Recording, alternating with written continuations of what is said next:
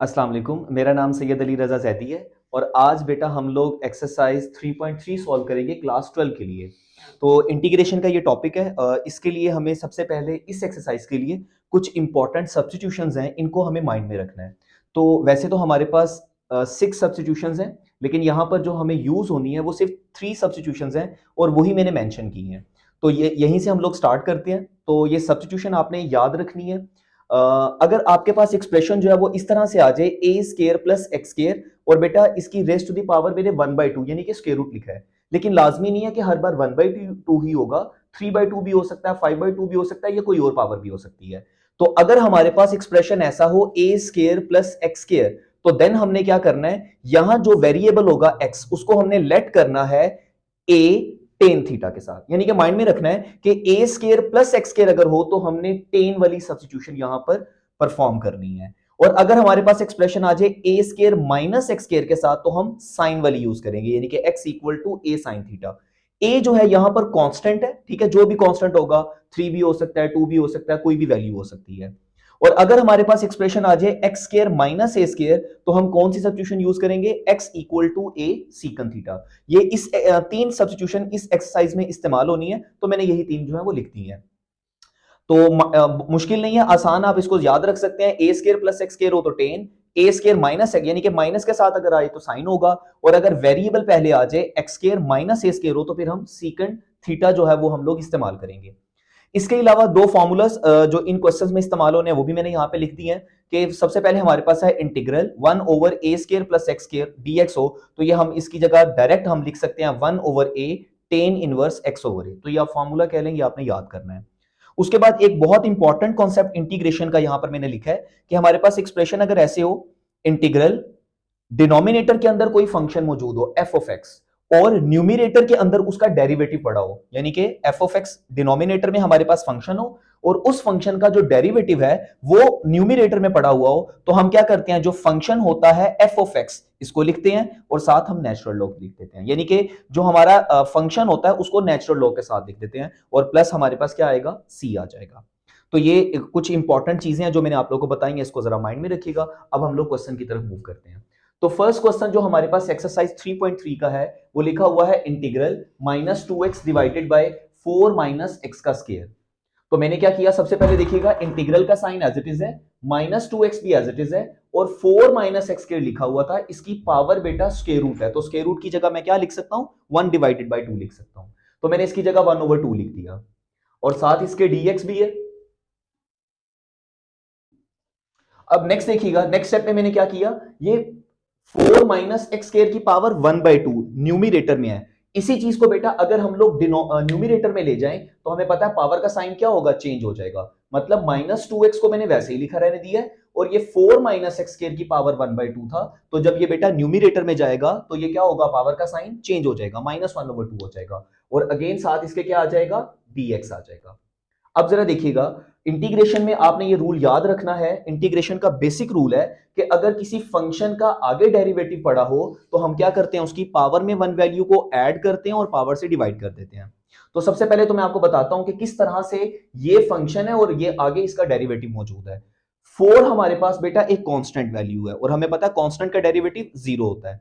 तो 4 का डेरिवेटिव 0 हो गया, माइनस का साइन एज इट इज है, माइनस एक्स स्क्वायर का डेरिवेटिव, आप पावर रूल अगर इसके ऊपर लगाएं तो माइनस का साइन एज इट इज है, पावर पहले पावर में एक वैल्यू कम करें तो हमारे पास कितना आ जाएगा, -2x आ जाएगा। तो आप देखें इस फंक्शन का डेरिवेटिव आगे मौजूद है, तो ये मैंने फॉर्मूला लिख दिया साथ कि कोई फंक्शन f ऑफ x हो और इसकी पावर n हो और आगे इसका डेरिवेटिव मौजूद हो, f डेरिवेटिव या f प्राइम ऑफ x हो, तो हम लोग क्या करते हैं, ये जो फंक्शन f ऑफ x लिखा था इसकी पावर में वन वैल्यू को ऐड करते हैं और जो नई पावर बनती है उससे डिवाइड कर देते हैं और प्लस हम लोग हर क्वेश्चन में c यानी कि कोई कांस्टेंट ऐड करेंगे। तो अब जरा यहां पे देखिएगा, 4 माइनस एक्स स्क्वायर की पावर -1/2 है, तो बेटा इसकी पावर में अगर मैं 1 ऐड करूं, -1/2 में एक ऐड करें तो क्या बन जाएगा, +1/2 और +1/2 के बाद मैंने क्या किया, 1/2 से डिवाइड भी कर दिया और प्लस हमारे पास c आ जाएगा। अब देखें ओवर के नीचे ओवर आ जाए तो ये सबसे नीचे वाली वैल्यू ऊपर जाके मल्टीप्लाई हो जाएगी, तो ये 2 जो था यहां पर आ गया, 4 minus x square as it is लिखा है, 1/2 की जगह मैं लिख सकता हूं स्क्वायर रूट, प्लस हमारे पास c आ जाएगा। ठीक है, यहां पर मैं कुछ ना इंपॉर्टेंट चीजें आप लोग को बता देता हूं, आप लोग माइंड में रखें। देखें कभी भी हमारे पास अगर लिखा हो 1/2, तो इसका मतलब क्या होता है? इसका मतलब होता है 1 मतलब किसी एक चीज को दो हिस्सों में डिवाइड करें। तो मतलब ये मेरे पास एक मार्कर है, तो ये एक मार्कर है, अगर मैं इसको क्या करता हूं, हाफ कर दूं, मतलब इस एक मार्कर को मैं दो हिस्सों में तकसीम कर दूं, तो बेटा क्या होगा, एक जो हमारे पास पार्ट होगा वो हाफ होगा। तो आपने माइंड में रखना है, इंटीग्रेशन या डेरिवेटिव के अंदर 1/2 का मतलब होता है हाफ। अब बेटा देखो, मैं कहता हूं हाफ मेरे पास वैल्यू है, हाफ में अगर मैं फुल ऐड कर दूं, तो फिर मेरे पास क्या बन जाएगा, मेरे पास आ जाएगा 3/2। 3/2 का मतलब है तीन चीजों को दो हिस्सों में तकसीम करना है। तो हम तीन चीजों को दो हिस्सों में तकसीम करें तो हमारे पास 1.5, यानी कि 1 फुल और 1 हाफ। इसी तरह से 5/2 है, उसको आप याद रख सकते हैं, पांच चीजों को दो हिस्सों में तकसीम करना है, तो 2.5 आएगा, यानी कि 2.5। ठीक है, तो ये आप लोग जरा ना जुबानी जरा इसको याद रखिएगा। वैसे ये बेसिक कॉन्सेप्ट्स हैं, तो ये आप लोगों को उम्मीद है मुझे काफी पता भी होंगे। तो बहरहाल यहां मैंने बता दिया, -1/2 में 1 ऐड करें, आप एलसीएम की तरह भी कर सकते हैं इसको, कि यहां पर हमारे पास -1/2 था, तो इसमें अगर मैं 1 ऐड करूं तो आप एलसीएम परफॉर्म करेंगे, तो हमारे पास +1/2 आ जाएगा। नेक्स्ट हम लोग क्वेश्चन नंबर 2 की तरफ चलेंगे। क्वेश्चन नंबर 2 के अंदर बेटा हम लोग सब्स्टिट्यूशन वाला मेथड यूज करेंगे, और अक्सर बच्चों को सब्स्टिट्यूशन में ही प्रॉब्लम रहती है। तो यहां पर बेटा सबसे पहले अगर मैं क्वेश्चन देखूं तो क्वेश्चन सब्स्टिट्यूशन में नहीं है, तो मैं कुछ तब्दीली करूंगा, कुछ चेंजिंग करूंगा और इसको सब्स्टिट्यूशन में लेकर आऊंगा। तो मैंने यहां पे क्या किया, इंटीग्रल का साइन एज इट इज है, 1/x² प्लस 4x भी एज इट इज है, ये लिखा था 13। इस 13 की जगह मैंने लिखा 4 + 9, मतलब 13 को मैंने स्प्लिट कर लिया 4 + 9। अब आपके माइंड में आ रहा होगा कि 4 + 9 ही क्यों किया, मतलब हम लोग कोई और भी तो वैल्यू कर सकते थे, 10 + 3 भी कर सकते थे, लेकिन मैंने देखा x² + 4x, इसके साथ अगर 4 और हो तो मेरे पास एक आइडेंटिटी क्लोज हो जाएगी, a + b का होल स्क्वायर। तो मैंने क्या किया, 13 की जगह 4 + 9 लिख दिया। अब जरा देखिएगा, फर्स्ट थ्री टर्म्स मिलकर एक फॉर्मूला बना रहे हैं, a² + b² + 2ab, तो क्या बनेगा, a + b का होल स्क्वायर, और ये जो 9 था इसकी जगह मैं लिख सकता हूं 3 का स्क्वायर। तो अब आपने यहां पर पहचान करनी है, जरा देखिएगा, 1/a² + x²। तो यहां पे देखिएगा, a² + x² वाली सब्स्टिट्यूशन मैंने कौन सी बताई थी, 10 की बताई थी। तो यहां पर इसका मतलब हम लोग क्या लेट करेंगे, आपने लेट करना है, ये चीज जरा माइंड में रखिएगा, ये सारी वैल्यू को आपने लेट करना है। तो x + 2 को मैंने लेट किया कि मेरे पास किसके इक्वल है, tan लेके आना है, लेकिन साथ हमें पता था ना a tan थीटा, तो a देखिएगा कांस्टेंट, कांस्टेंट क्या है 3, तो हमारे पास आ जाएगा 3 tan थीटा। तो यानी कि यहां पे हमारे पास आ गया x + 2 = 3 tan थीटा। आपने बस माइंड में रखना है, यहां पर अगर सिंपल x होता तो मैं x को लेट कर लेता, यहां x + 5 होता मैं x + 5 को लेट कर लेता, तो मेरे पास यहां पर x + 2 आ रहा है, तो मैंने x + 2 को इक्वल रखा 3 tan थीटा के। अब जरा देखिएगा, ये जो लास्ट वाला स्टेप है ना बेटा, ये मैं क्वेश्चन के लास्ट में बताऊंगा, अभी आप इसके बाद जो है ना फर्दर नेक्स्ट वाली चीज पे आ जाए। देखिए x का अगर हम डेरिवेटिव लेते हैं तो x का डेरिवेटिव क्या होगा, dx होगा। याद रखिए, हमने किसी भी वेरिएबल को रिस्पेक्ट नहीं किया, और जब रिस्पेक्ट ना किया हो तो हम लोग क्या करते हैं, x का डेरिवेटिव dx आ जाएगा। तो x का डेरिवेटिव बेटा dx आ गया, 2 कांस्टेंट है, उसका डेरिवेटिव 0, 3 जो है ये कोएफिशिएंट है, तो कोएफिशिएंट का डेरिवेटिव जो है वो 0 नहीं होता, तो 3 एज इट इज आएगा। और tan का डेरिवेटिव आपने सेकंड चैप्टर के अंदर पढ़ा हुआ है, tan का डेरिवेटिव होता है सीकेंट स्क्वायर थीटा, और एंगल इसका है थीटा, तो थीटा का डेरिवेटिव क्या आएगा, d थीटा आएगा। अब हमने क्या करना है, यहां पर जो हमने क्वेश्चन को स्किप किया था दोबारा वैल्यू सब्स्टिट्यूट करेंगे। तो इंटीग्रल 1/3² एज इट इज है, और नेक्स्ट देखिएगा लिखा हुआ है x + 2, तो x + 2 को हमने किसके इक्वल किया, 3 tan थीटा के, तो यहां पे आ जाएगा 3 tan थीटा।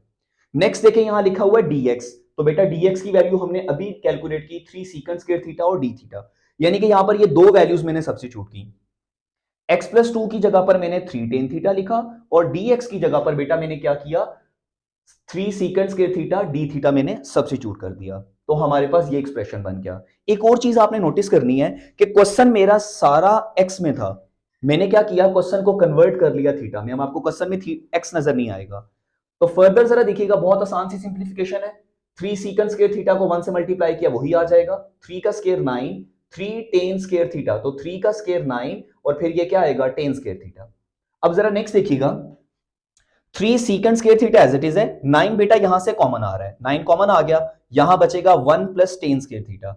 अगेन न्यूमरेटर वाला फंक्शन एज इट इज है, 9 भी वैसे ही है, 1 + tan स्क्वायर थीटा, हमें पता है सीकेंट स्क्वायर थीटा के इक्वल होता है। नेक्स्ट सीकेंट स्क्वायर थीटा से कैंसिल हो जाएगा, 3 1 are 3, 3 3 are 9, तो हमारे पास 1/3 मैंने इंटीग्रल से बाहर लिख लिया, यहां पर कुछ नहीं बचा तो 1 रह जाएगा, 1 इंटू डी थीटा। और अब याद रखें 1/3 फिर एज इट इज है, 1 की इंटीग्रेशन क्या होगी, एक्स नहीं, 1 की इंटीग्रेशन थीटा होगी। उसकी वजह क्या है कि हमारे पास यहां पर डी थीटा मौजूद है, तो 1 की इंटीग्रेशन क्या हुई थीटा और प्लस हमारे पास आ गया सी। लेकिन इंपॉर्टेंट चीज ये है कि देखिए हमारा क्वेश्चन एक्स में था, तो आंसर भी हमारा एक्स में ही आएगा, तो मुझे यहां पर क्या करना है, थीटा की वैल्यू को सब्स्टिट्यूट करना है। तो थीटा की वैल्यू बेटा, अभी मैंने आपको कहा था कि मैं ये लास्ट वाला स्टेप आपको बाद में बताता हूं, तो यहां से बेटा मैंने क्या किया, जो चीज लेट की है आपने यहां से क्या करना है, थीटा की वैल्यू कैलकुलेट करना है। तो देखें x+2 अपनी जगह पे ही है, 3 मल्टीप्लाई था इधर आके डिवाइड हो गया, और टेन यहां पर दूसरी साइड पर जब आएगा तो क्या बनेगा, टेन इनवर्स हो जाएगा। थीटा अपनी जगह पे वैसे ही है, जरा गौर से देखिएगा, x+2 वैसे ही है, 3 मल्टीप्लाई था इधर आके डिवाइड हो गया, और टेन दूसरी तरफ जाकर इनवर्स हो गया। मतलब थीटा हमारा किसके इक्वल आया, ten inverse x+2 divided by 3 के इक्वल आ गया। तो बेटा यही थीटा की वैल्यू को मैंने क्या किया, यहां पर सब्स्टिट्यूट कर दिया, तो 1/3 tan inverse x+2 divided by 3 plus c आ जाएगा। तो ये हमारे पास क्वेश्चन नंबर 2 था। नेक्स्ट जो है वो बेटा हमारे पास क्वेश्चन नंबर 3 है, इसमें लिखा हुआ है integral x square divided by 4 plus x square. अगर बेटा आप इस एक्सप्रेशन को देखें तो आपको पता चलेगा कि ये इम्प्रॉपर फॉर्म है, ठीक है। तो इम्प्रॉपर फॉर्म को आपने क्या करना है, पहले प्रॉपर में चेंज करना है। इम्प्रॉपर कैसे, आपने फर्स्ट ईयर के अंदर पार्शियल फ्रैक्शन वाले टॉपिक्स किए हुए हैं, यहां पर देखें वेरिएबल का स्क्वायर है, यहां भी वेरिएबल का स्क्वायर है, सेम है, तो इसको मैं क्या करूंगा, पहले डिवाइड करूंगा, इम्प्रॉपर फॉर्म को मैं प्रॉपर में चेंज करूंगा। तो यहां मैंने डिवाइड किया, न्यूमिरेटर को मैंने यहां अंदर लिखा, और 4 प्लस एक्स स्क्वायर है तो यहां मैंने एक्स स्क्वायर प्लस 4 लिखा है। अब देखें जब आपने डिवाइड करना है, पहली वैल्यू यहां पर एक्स स्क्वायर है, तो हम क्या करेंगे, एक्स स्क्वायर, यहां भी एक्स स्क्वायर है, तो एक्स स्क्वायर ही मुझे चाहिए, तो मैंने एक्स स्क्वायर प्लस 4 को सिंपल 1 से मल्टीप्लाई किया, तो एक्स स्क्वायर प्लस 4 आ जाएगा। और हमें पता है जब बेटा हम सब्ट्रैक्शन करते हैं तो साइन चेंज कर देते हैं, ये प्लस था तो माइनस में हो गया, ये भी प्लस था तो माइनस में हो गया, तो अब ये प्लस एक्स स्क्वायर ये माइनस एक्स स्क्वायर कैंसिल हो जाएंगे, उसके बाद हमारे पास आएगा -4। अब आपको पता है कि इसको मिक्स फ्रैक्शन में किस तरह से चेंज करते हैं, पहले हम यहां पर 1 को लिखेंगे, फिर उसके बाद हमारे पास जो लास्ट में रिमाइंडर बचता है उसको लिखते हैं -4, और फिर हमारे पास आएगा एक्स स्क्वायर प्लस 4, और इसकी जगह दोबारा से हम क्या लिख सकते हैं, 4 प्लस एक्स स्क्वायर लिख सकते हैं। तो अब यहां पे नेक्स्ट हम क्या करेंगे, ये 1 इंटीग्रेशन के साथ सेपरेट कर लेंगे, और इस फंक्शन को इंटीग्रेशन के साथ मैं सेपरेट करूंगा। ये बात माइंड में रखें, मैंने इंटीग्रल को और dx को 1 के साथ अलहदा लिख दिया, और इस फंक्शन के साथ मैंने अलहदा लिख दिया। अब जरा देखिएगा, 1 की इंटीग्रेशन x होगी, माइनस का साइन एज इट इज है, 4 कोएफिशिएंट था इसको मैंने बाहर लिख लिया, और यहां पर आया 1 डिवाइडेड बाय, ये 4 लिखा था तो मैं 2 का स्क्वायर लिख सकता हूं, तो 2 का स्क्वायर प्लस एक्स स्क्वायर आ जाएगा। तो अब जरा देखिएगा यहां पर ये माइनस का 4 जो था ये एज इट इज है, लेकिन यहां देखें एक आइडेंटिटी बन रही है, अभी मैंने बताया था आपको कि integral 1 divided by A square plus x square dx किसके इक्वल होता है, 1 ओवर ए, यानी कि 1 ओवर कांस्टेंट। तो यहां पर हमारे पास कांस्टेंट वैल्यू है 2, 1 ओवर ए स्क्वायर प्लस एक्स स्क्वायर, तो आएगा यहां पर 1 ओवर 2, और फिर हमारे पास क्या बनेगा, tan inverse x over a, और a किसके इक्वल है, 2 के, तो x ओवर 2 आ जाएगा प्लस c।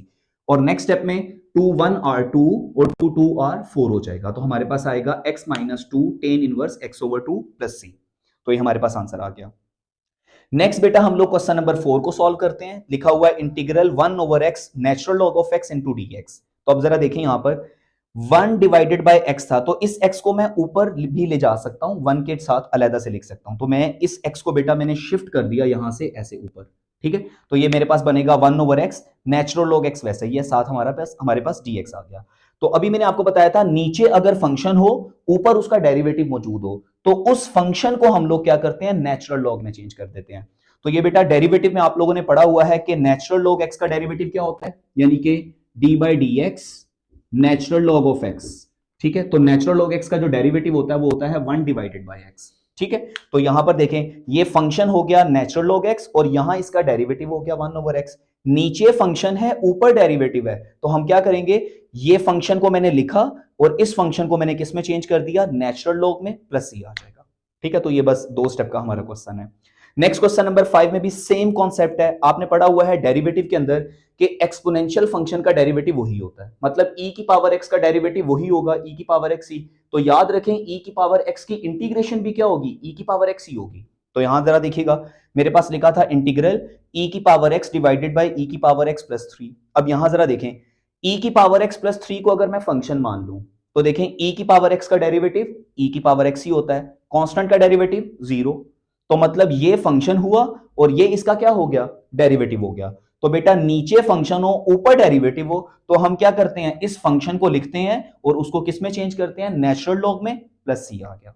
तो मुझे उम्मीद है आप लोगों को इस वीडियो के अंदर ये फर्स्ट 5 क्वेश्चंस जो हैं वो समझ आ गए होंगे। मैं आपको यही रिकमेंड करूंगा कि ये 3 सब्स्टिट्यूशन लाजमी याद रखिएगा, क्योंकि अभी हमारे पास फर्स्ट 5 क्वेश्चन में एक ही क्वेश्चन आया है सब्स्टिट्यूशन का। तो बाकी जो हमारे पास है साइन और सीकेंड की जो सब्स्टिट्यूशन है वो भी नेक्स्ट क्वेश्चन में इस्तेमाल होना है। तो आप इसको जरा अच्छे से याद रखिएगा ताकि नेक्स्ट वीडियोस के अंदर हमें प्रॉब्लम ना हो। मुझे उम्मीद है आप लोगों को आज की वीडियो बहुत अच्छी लगी होगी। अगर आप लोगों को अच्छी लगी तो मेरे चैनल को सब्सक्राइब कर दें, अपने फ्रेंड्स के साथ शेयर करें। बहुत शुक्रिया, अल्लाह हाफिज।